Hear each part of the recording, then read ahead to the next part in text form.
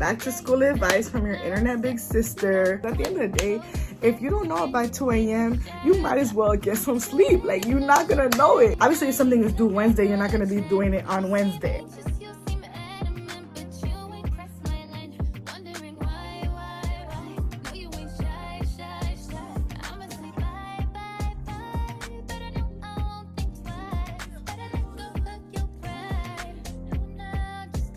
Hello guys, welcome back to the channel. It's your girl Nelly V, back at it again with another video. So in today's video, we are going to be talking about what you need to know to have a successful freshman year of college. Okay, it's back to school season and I wanted to do this video. If you guys don't know, I'm actually a certified school counselor. I've been an academic advisor. I've been in student support services for years. This is my jam. I absolutely love helping students. If I can give you advice that can help you have your experience be easier, then my job is done. I've worked on every different level: elementary, middle, high, college. Like, I've done it all. I've seen it all. I'm going to be mainly talking about the academic aspect, the social aspect, and then kind of like your mental and where your headspace needs to be. And I made a list of tips and everything, but like there's actually so much to cover. So let me know if you guys want a part 2 in the comments. I just want to make sure you guys make the most of your experience. So yeah, I'm gonna be speaking from my experience. Some of these things I did, some of these things I didn't do, but all of these things are things I tell my students. And so it's just like, I might as well put y'all on. Hashtag Nelly put you on. So yeah, before we get into it, I do want to talk about the sponsor of today's video and the sponsor of this look, because I know y'all see my hair, okay? And it's giving. Like, the definition, oh, I'm so excited with the way this turned out. I've had the pleasure of working with Naturally Love Hue this year, and the results just keep getting better and better. Like, do y'all see this definition? And this is only day 1, so you know it's gonna get better and bigger, okay? So they sent me their avocado and honey detangling leave-in mist. So I used this to, you know, spray my hair, detangle it, kind of make sure it was all, you know, tangle free. And then they also sent me their almond and honey daily moisturizing cream. I talked about this in one of my last videos. The product smells so good. Like, I love it. And my hair feels super moisturized, and I love that feeling too. And then I sealed it in with the mousse, the olive oil and honey mousse, you know, and then I braided it down. I have become a braid out girly because I just love the definition. Like, I love tight curls. Like, I love like squiggly lines. Like, that's how I love my curls to look, okay? So yeah, the products are 100% vegan, toxic free, all of that. They have natural ingredients. Like I said, the smell is amazing. Like, I've been working with them a lot this year. I'm on the website and everything. Make sure y'all go check them out. I will link their Instagram below. And yeah, thank you Naturally Love You for sponsoring today's video, and we're gonna get into the topic. And if you're new here, go ahead and like, comment, and subscribe. Y'all know the drill, okay? Let's get to 2K. I want to get to 2K by the end of the year. Okay, so join the fam and let's get it, okay? We're gonna start with academics first, because at the end of the day, that's what you're in college for, okay? I know there's the freedom, there's the parties, there's the fun stuff, but don't forget, at the end of the day, you need to come home with a degree, okay? That's what you're paying money for. So my first tip is make sure you're sitting in the first 5 rows in your class. So I don't know about y'all, but I went to a big PWI. I went to the illustrious University of Georgia, okay? So we had a lot of like big lecture classes, you know, where there would be, you know, 300 people, 100 people, 200 people, that type of thing. So you want to make sure you're sitting in the front, because you're not going to pay attention all the way in the back. When I sit in the back, all I was doing was on Facebook, on Instagram, just doing my thing. So you want to make sure you sit in the first 5 rows so you can kind of focus more, retain more information, and just be, you know, more present in the class. I want to challenge you guys to introduce yourselves to your professor. I know it's kind of intimidating, and it's like there's gonna probably be a long line after to talk to them and stuff. And this is a tip that I'm not gonna lie to y'all, I didn't do, but I really wish I did, because I really did not make no relationships with no professors. And that's one of my regrets, because I feel like, you know, they're good references. You never know when you're gonna need a recommendation, even just not even a job recommendation, but a recommendation to join a club or anything like that. You want to make relationships with your professors from the first year. Some of them let you add them on LinkedIn, you know, so just make sure you are introducing yourself to the professor. If you want to go above and beyond, you can even send them an email before class starts, introduce yourself, bop, bop, bop, you know, the whole 9 yards. You want to be asking questions. You want to be engaged in class. I'm not saying talk every day, and I'm not saying, you know, don't be that person that's like, oh, just piggybacking off of the... No, you don't got to do it. If you don't have anything meaningful to add to the conversation, you don't got to force yourself to talk. But if you have a genuine question, or if you have a, you know, a critical thinking question that you can ask it, and, you know, start a discussion, because the professors like that, and it makes the class more engaging for you. Again, you are there to get the most out of your education, and these people are here to teach you. So, you know, when you're engaged and when you're asking questions, that's good. And then you're on that person's radar. And then when it's time to bump you up from that 89 to the 90, trust me, they're going to remember you, okay? It happened to me in grad school, not undergrad, because like I said, I didn't really do this tip, but in graduate school, I was definitely one of those people who was like, okay, let me go to the little lecture that my professor is having on a Thursday night, you know, just to, you know, show face and this and this and that. And then, you know, that really did happen to me. I was literally at an 89.46, like, and she bumped me up, and I was so thankful to her. So yeah, first week of school, you're gonna get all your syllabi, okay? Take all of your syllabi and make sure you write every single date, y'all.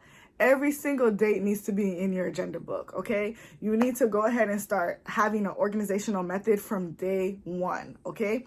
You take all your dates, you put them in your agenda book, and every week you need to kind of do a week at a glance and be like, okay, what assignments do I have coming up? What papers do I have coming up? Obviously, if something is due Wednesday, you're not going to be doing it on Wednesday, okay?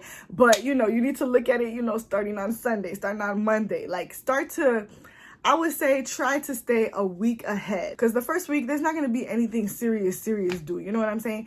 It's just kind of like, you know, probably turn in the syllabi, like they have acknowledgement forms on the syllabi, you know, maybe like a little getting to know you type of activity, little quizzes, stuff like that. So on your syllabi, look at the next week and start looking at like, okay, what's coming up? When's the first quiz? When's the first test? When's the first paper? Let me start scheduling in time to work on it, because like I said, if something is due Friday, we don't need to be, you know, looking at it on Thursday. We need to be looking at it a couple days beforehand and scheduling in time to work on it. Good rule of thumb when I was working as an academic advisor, if a class is like 3 credit hours, you know that you need to multiply that by 3, and that's how many outside hours of time you need to be devoting to the class. So if a class is 3 credits, you need to be putting in 9 hours of work outside of the class. And use that to your discretion. That's just what they used to tell us. But I mean, to be honest, like, it kind of makes sense with the readings, with the papers, with the other stuff that the class requires. It's probably going to be about 9 hours of work. On the topic of your syllabi, read your syllabi, okay?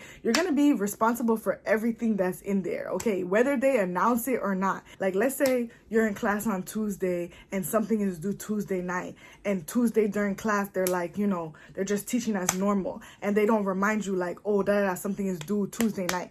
Like, they really might not say that. But if it's in the syllabi, you're held responsible, okay? You signed the acknowledgement form at the beginning of class. You're an adult. You're going to be held responsible. So that's why it's really important to stay organized with that. Also, an important thing in the syllabi is like I like to call them AKSs because I'm from a Georgia school, but I don't know what to call them. But it's just kind of like what you're responsible for learning. I remember my bio 1103 class. It's like they had like, okay, this is what's going to be covered in this lesson in this unit. Unit 1 is going to be all of this. So then when we had the Unit 1 test, all the questions and all the, you know, application questions literally came from the syllabi. The syllabus tells you what you're responsible for learning and what you're going to be tested on. It's just really, really important, okay? Next one is go to tutoring before you need it, okay? I was a journalism major, so I didn't really have that much like heavy math and heavy sciences, but I did have a stat class that really, you know, kicked me there. You want to go to tutoring before you need it, because honestly, like, the people that run the tutoring sessions are typically like the TAs,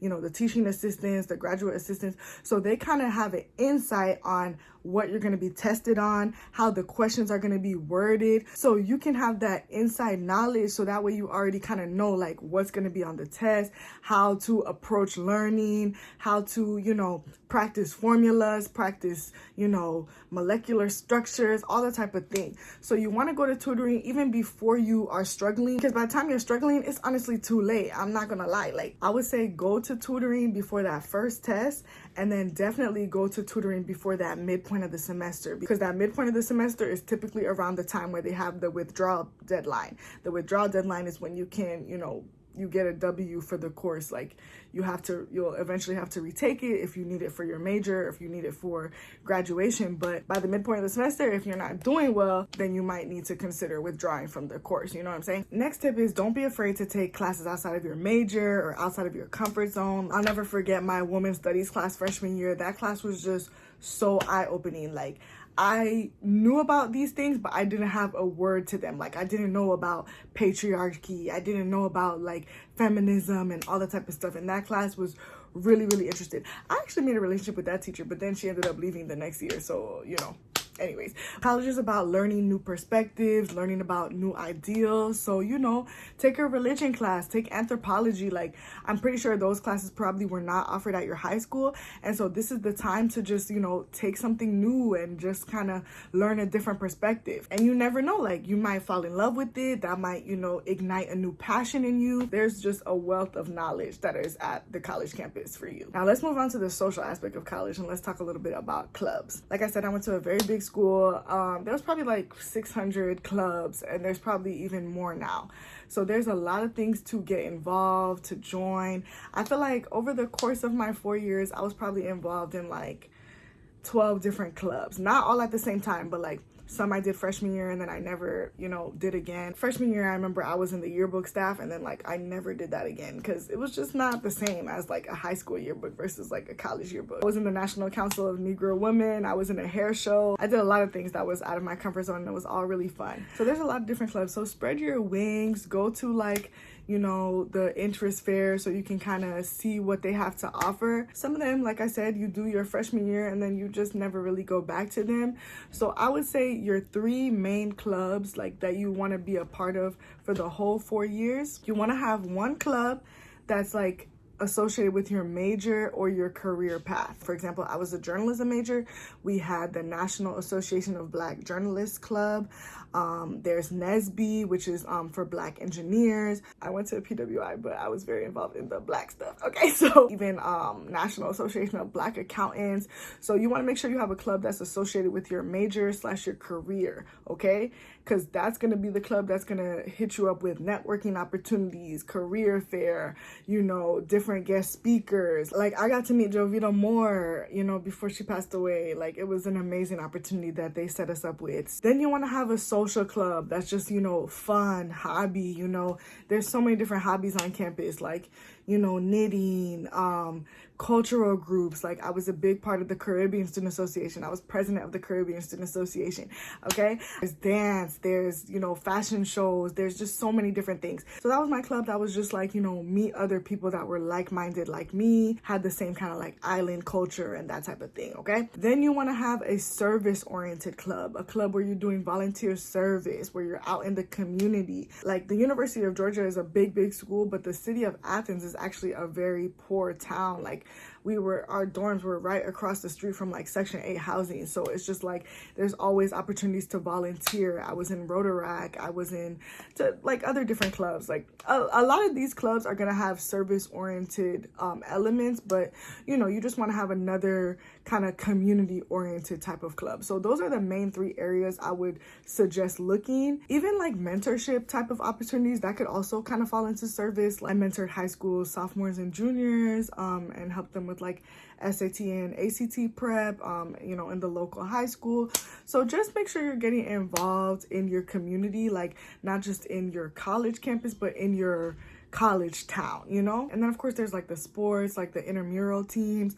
I wasn't a sporty chick, so I can't speak too much about that, but I know at my school they had like soccer, you know, lacrosse, that type of thing. So make sure you just look at your school and see if, you know, if you want to be part of a sport, what you want to be part of. And then of course there's making friends. You know, a lot of people make some of their lifelong friends at their college campus. So I would say seek out people that have similar values than you. You're gonna realize very quickly not everybody is raised the same way as you, okay?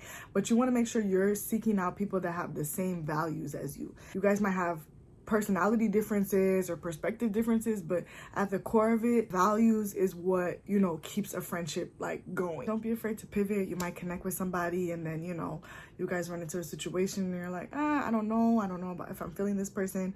The people that are meant to find you are gonna find you, okay? Even if you just end up with one solid good friend, that's enough. Okay, I would say make a friend in every one of your classes, because you never know when, you know, you're gonna skip, or you're gonna, you know, oversleep, or not be, or be sick, and you might need to get some notes or something like that. So you should have a point of contact in every class, you know, have their phone number. And I know it can be scary and overwhelming, but just remember that person is like in the same boat as you. So, you know, you don't lose anything by being friendly and being nice. And if they don't respond to it, or, you know, you feel the energy shift, you just move on. You just find somebody else. Like, it's okay. It's not gonna kill you. Okay. Next tip is to really take advantage of the free or low cost events on campus, bro. Like, there's gonna be so many events, and I really think if something sparks your interest, you should go. Like, you should just go, because it's like, what else are you doing? Like, you're just gonna be in your room, or you're just gonna be, you know, eating, chilling. Like, go to events, go to different cultural events, go to different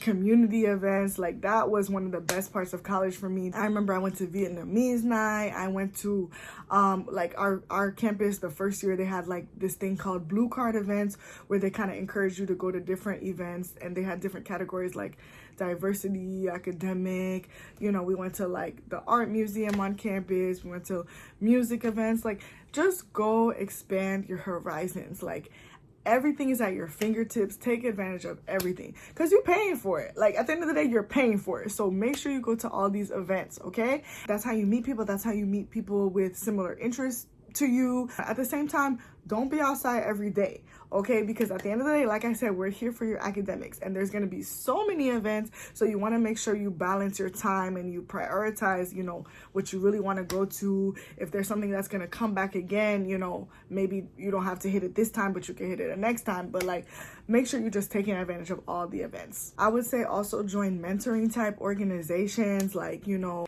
get like a big brother or a big sister, like somebody that's already like a second year or third year or fourth year, so that they can kind of help you get acclimated to campus.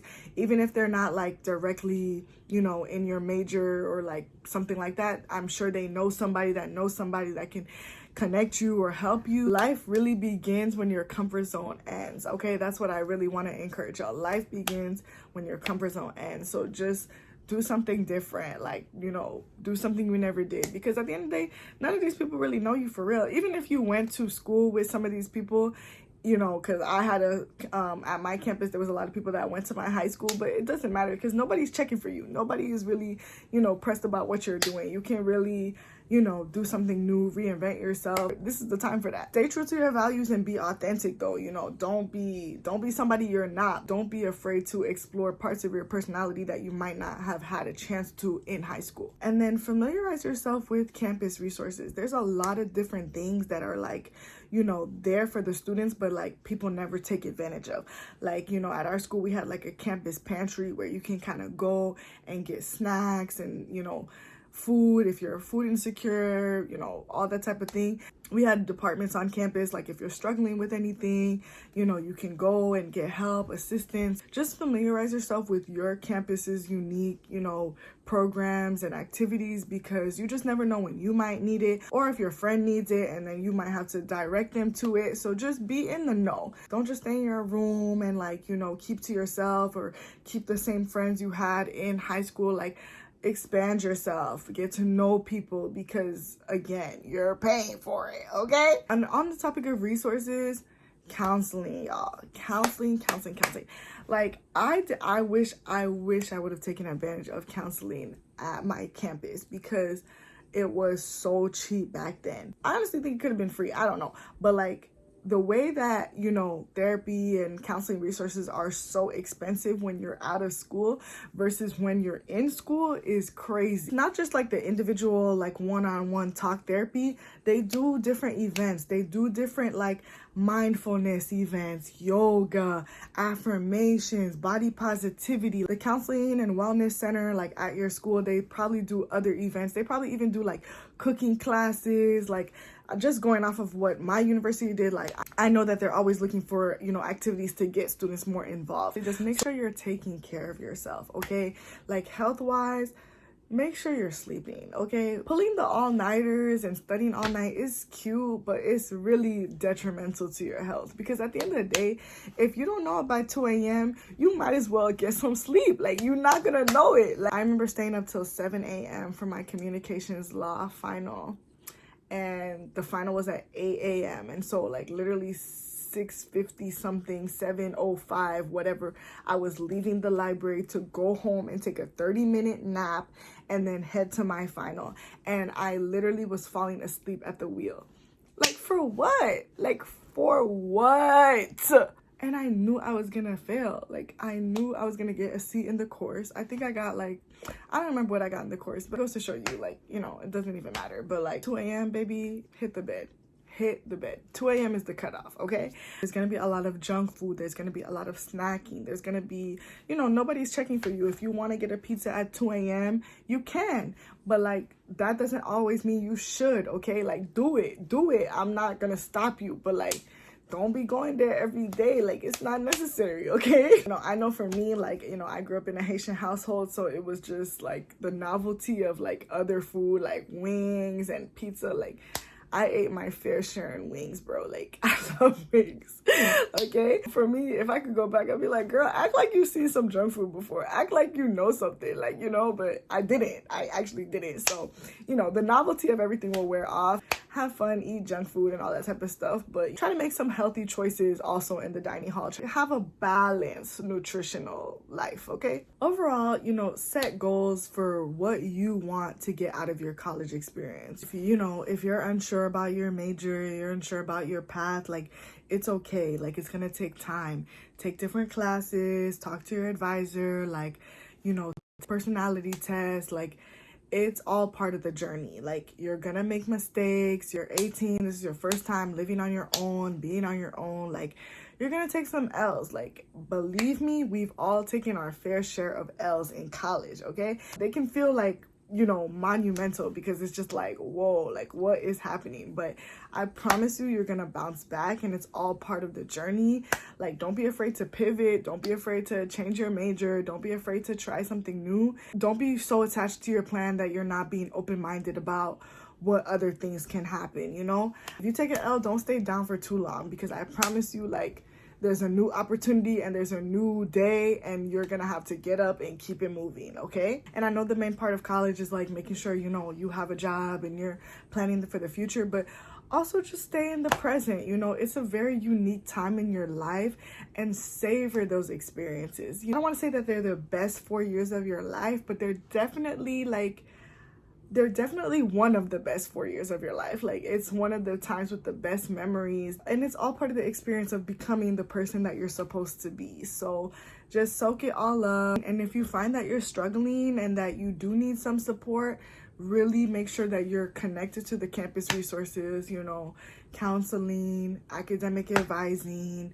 financial aid. You know, there are people there that is their job to help you. Like, that is their job to find you resources and connect you to what you need. And you'll be surprised. Like, you might think like, oh my gosh, nobody understands what I'm going through, and like, I'm the only one.